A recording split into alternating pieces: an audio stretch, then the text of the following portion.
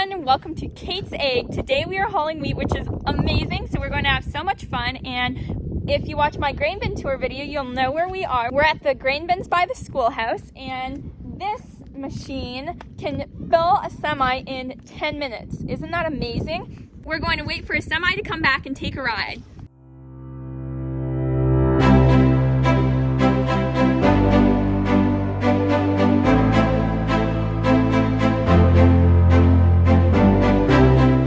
This is the GrainVac VRX. It fills the semi in 10 minutes out of a full bin. Now look at all the snow we still have. We got snow about a week ago and kind of a lot of it, and there's still snow all around. And so it's a little bit chilly, but not too cold.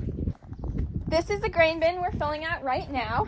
We're at the 15 bins now. It was 13, and here's kind of what it looks like. In the hole that the GrainVac sucks the grain out of, so this is kind of in the grain bin, and it's a little system where if the grain gets sucked out of here, more comes down, kind of, as you can tell. In my harvest videos, this is the exact same field I was picking up wheat in, and you actually also saw a clip of it being swathed at the end of the video, and so it's super amazing. I mean, can you believe this? That this is what it looks like now. All of the wheat is picked up, obviously, and it's pretty incredible. Now this is what the field looks like. Beautiful views today. And then there's the schoolhouse right there.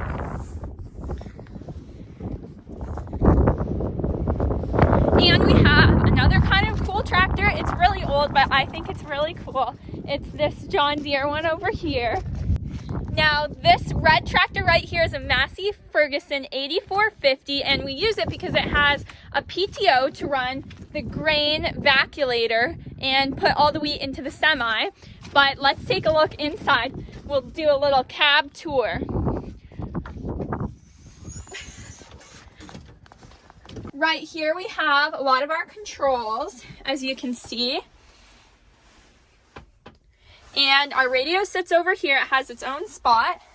We have our mirror, and this is our steering wheel.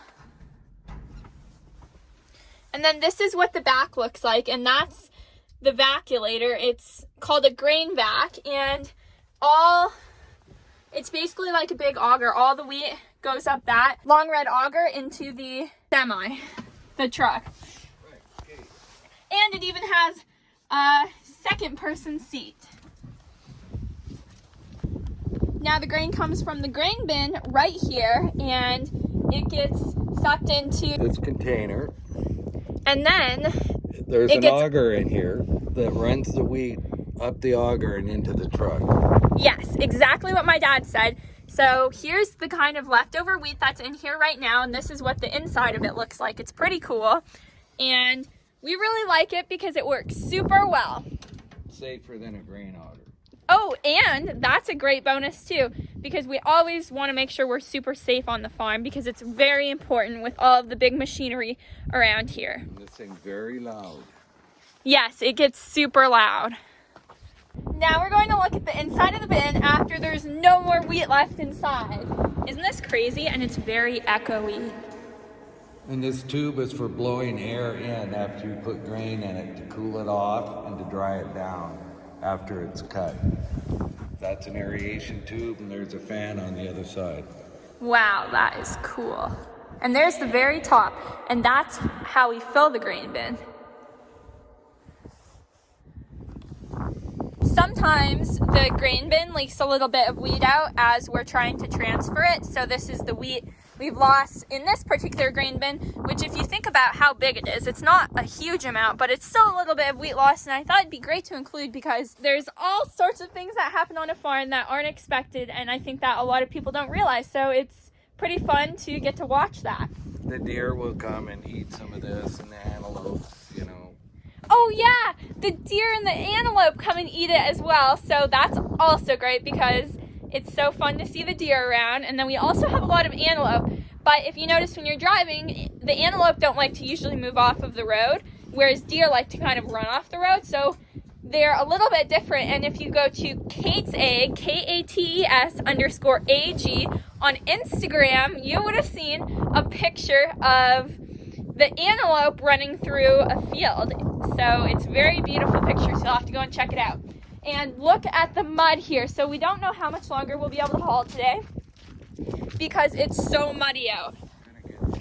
And it's gonna get too soft to haul wheat, and to have the huge semis here, we don't want them to get stuck. So if it gets too soft, we have to stop hauling. So we'll definitely stop early today, but we don't know what time. It's Monday, so we don't haul on the weekends because we haul to an elevator, and it's not like the elevator over here that my great-grandpa built, but it's the elevator where farmers sell their wheat at. So that's where we're going. Look at all this water here. Oh my gosh. And then the mud is insane. But the fields are so beautiful, and actually in the fields, some of them that we planted, you can see the green coming up, so you can see the bits of wheat.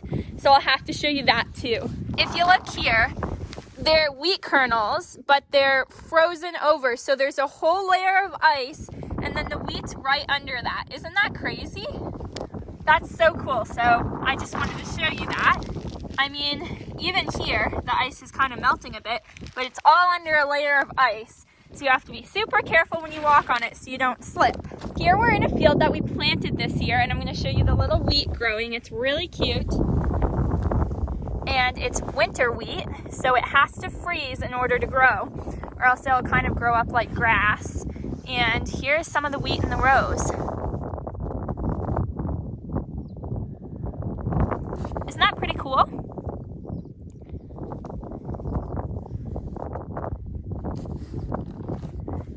Planted this fall, and the type of wheat it is winter wheat.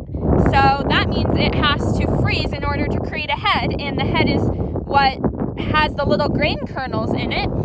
And this variety of wheat that we planted here is Warhorse, so it has a super cool name, and it has fantastic baking qualities as well. So that's really amazing. And then some of the wheat is growing a little bit more in some places, but as you can see, it's just starting to come up. Here we're just passing the nuclear missile base. We have a field around it, so I thought that that's pretty cool. It's right there.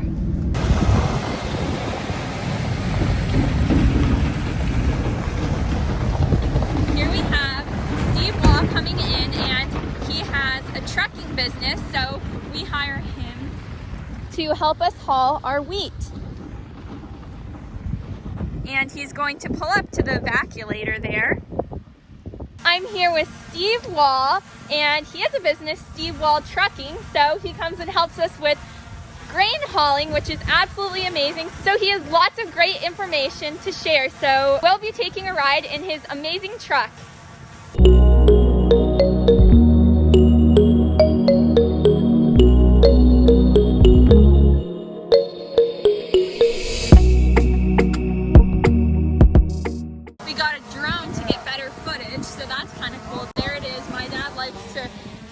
Now Steve Wahl is going to start the tractor up and put the grain in his truck.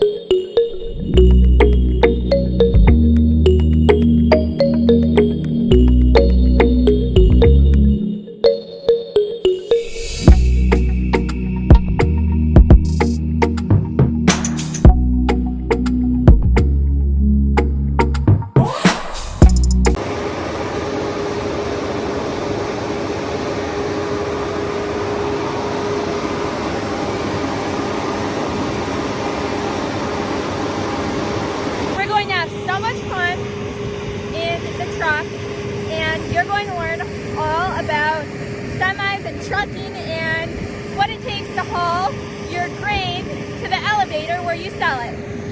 Oh my gosh, the drone is involved. That is crazy. And then my dad's over there flying. Let me know how much drone footage you want me to include in the videos and what parts you want to see from the drone so that I know exactly what to film. Now they've moved the truck from the front all the way to the back, so you don't fill it front, middle, back. You fill the front, and then you fill the back of the truck, and that's because those are the strongest points of the truck, and then you fill the middle. So the most weight goes on the front and the back. Our C-130 airplanes flying above the farm. Oh my gosh, isn't that cool? Look at that.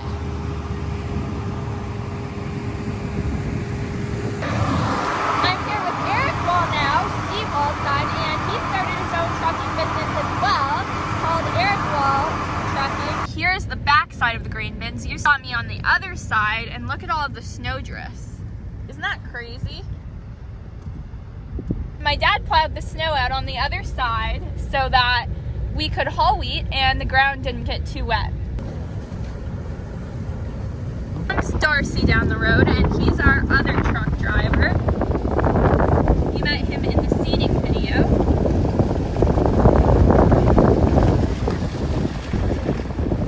Here we are with Darcy again, and he drives the red truck, which is awesome.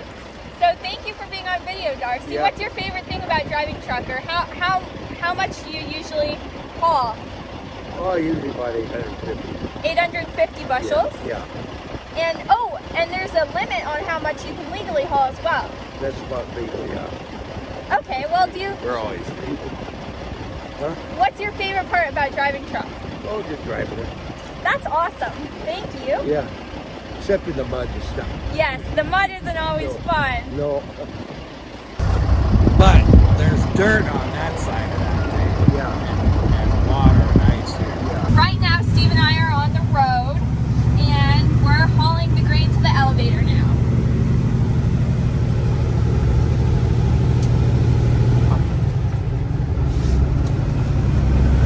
Steve is really cool. He's had a custom cutting business too, and now he hauls grain. And what kind of crops do you haul mostly? Well, I usually haul small grain crops, wheat, barley, and pulse crops like peas and beans in this area. Yeah, that's a lot of what's grown in this area as well. Yeah. That's pretty awesome. What's kind of like your history in the agriculture industry? Well, I grew up in Kemping, Montana on a family farm, and the family farm is still in business. And then I got into custom grain hauling, actually using my dad's trucks back when I was 18 years old. That's awesome. Then I left the farm when I was 25, and I invested, well actually I was 24, and I invested in custom harvesting business with a partner out of Colorado.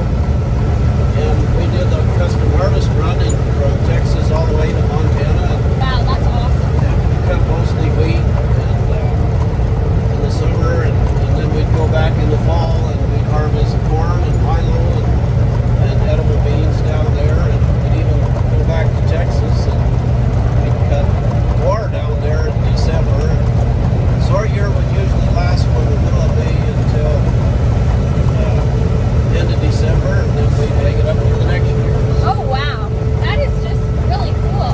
And after 20 years of doing that, my business partner and I, we split up and sold our inventory in 2005, and then I kept the semi that year, and I just stay home now and harvest grain, haul grain in the Dutton area now, and I don't get very far from home now. So.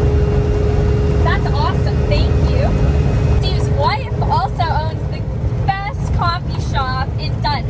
It's called Lily Bean, and it is so delicious, and they make the best sandwiches and coffee, and they have donuts and just everything you can think of. So it's absolutely amazing. So if you're ever in Dutton, Montana, you'll have to stop by because it's just delicious.